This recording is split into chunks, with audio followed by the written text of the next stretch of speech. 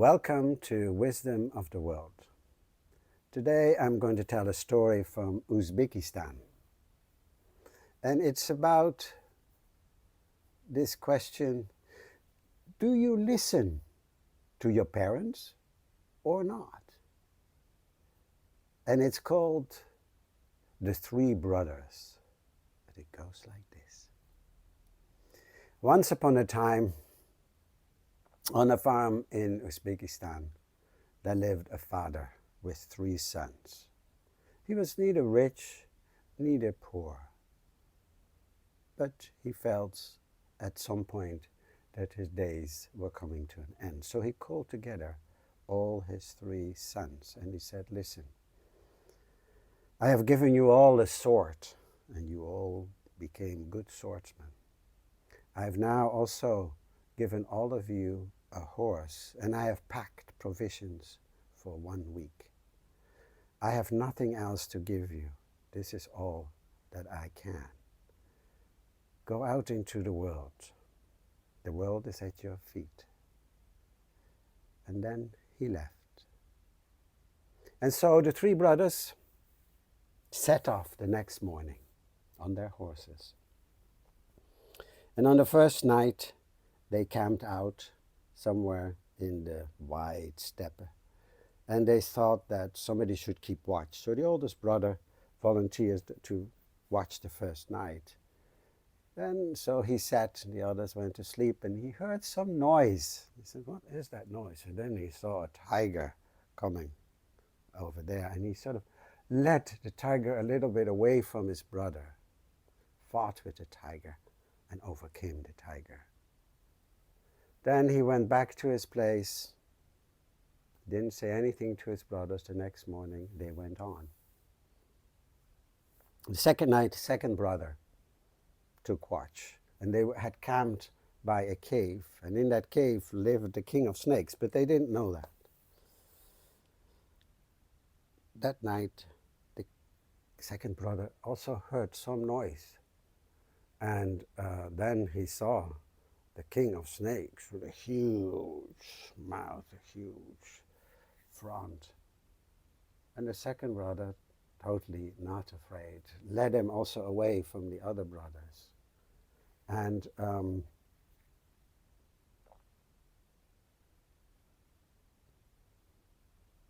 also fought with him. And it was a ferocious fight. But he caught him, and he caught him this way, that way, and in the end he overcame him. And also there, he just didn't say anything to his brothers, went to his brothers, they went back to sleep. And on the third night, the younger brother had to take watch. And somehow he felt a bit drowsy, fell asleep, let the fire go out, and said, oh, that's no good, no fire. And so he walked into a hillock, and he saw a little house, the light kindling, and he thought, maybe I can get some fire there. He got close, and he looked in through the windows, and there a whole group of robbers were discussing their next plan of robbery for that night. And he thought, okay, I can just go, or I can just do something about it. So he went in and said to the robbers, hey, I am just here, you're a servant, yeah. I have been looking to join a band like yours for a long time. I'm a good spy, I'll be useful, please accept me as a member. So they did. And that night they planned to rob the Shah, the local king's palace. So they set out, and the plan was that they sent the younger brother over the wall, the palace wall, to spy and see where everybody was asleep. The guards were asleep and they could go in. And then the others would come and they would rob. So the younger brother was led over the wall, saw that everything was quiet, and said to his other robbers, he says, it's safe. And every time a robber would come down, he'd say, okay, great, let me help you. And then he would chop off his head. And then he said to the next one, next, come. And this went on and on and on. And he killed 12 robbers that way, all of them that had gone. Then he looked around in the grounds a little bit, and he saw a chamber. He saw a beautiful girl sleeping in there. And he took an earring, and he opened another door. Another beautiful girl was sleeping. And he took a ring, and the third one, he took a bracelet. And then he went back to his brothers and didn't tell them anything. The next day, they set off again, and they came to a town, and the town was full of news, because that night a lot of robbers' heads were chopped off, and the three daughters of the king, of the Shah, reported that there was jewelry missing. And so any foreigners should immediately come to the palace. So they were sent to the palace. They went there, they came there. And the king and his grand vizier said, well, instead of questioning them, let's just spy, let's just listen to them.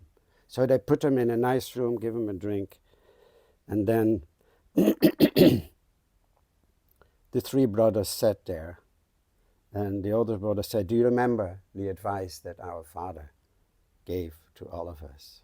He said, first of all, be honest, then you'll never have to worry.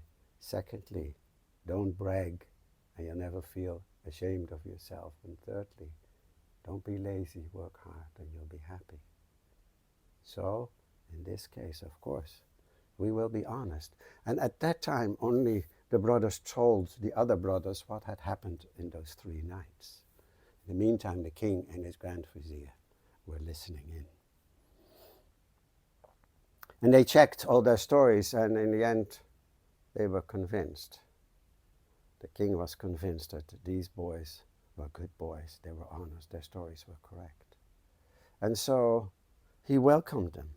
And he says, actually, I want to ask you, I have 3 daughters here, and you guys make beautiful 3 boys. Would you marry my daughters? And the oldest one said, well, we are just common people. We are not royalty, so we cannot marry them. Then he says, well, any father who has produced 3 such fine sons as yours, definitely is richer than I am. Just a guy with 3 daughters, and many suitors have tried to charm these daughters. So I'm here as a father begging you, please marry my 3 daughters. And the daughters and those 3 boys really liked each other. They hit it off right away. So in the end, they consented, and they lived in the palace. They got married. And one day, the youngest one was guarding the father-in-law, the king, and who had fallen asleep in the palace garden. And there was a big snake that came. And the boy had watched, I saw it in time, cut it in half, put it in the bushes, and at that moment the king woke up, just when he had his sword, up, and then the king said, well, what is this boy doing? Is he trying to kill me? Is being a son-in-law not enough? And he told of his suspicions to the grand vizier, who of course always never had liked these 3 boys because he saw them as a threat. And so that boy, the youngest boy, was put in prison. And the daughter was very, very upset, his wife. And she wouldn't eat. She'd go very pale and very thin. And finally she begged her father, please talk to him at least. So the boy was summoned to the king, and the king said, so you wanted to kill me, huh? And then the boy said, well, let me show you. So he went into the bushes and got out those 2 pieces of snake skin, and he says, I just killed the snake. I was protecting you. And then the king begged for mercy. He says, oh, I'm so sorry. I now see that you are speaking the truth.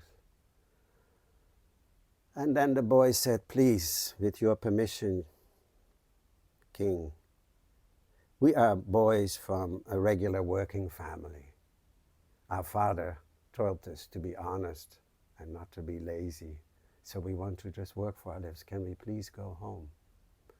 And the king said, no, no, no, please stay here. And then finally he agreed. He says, but my daughters stay here.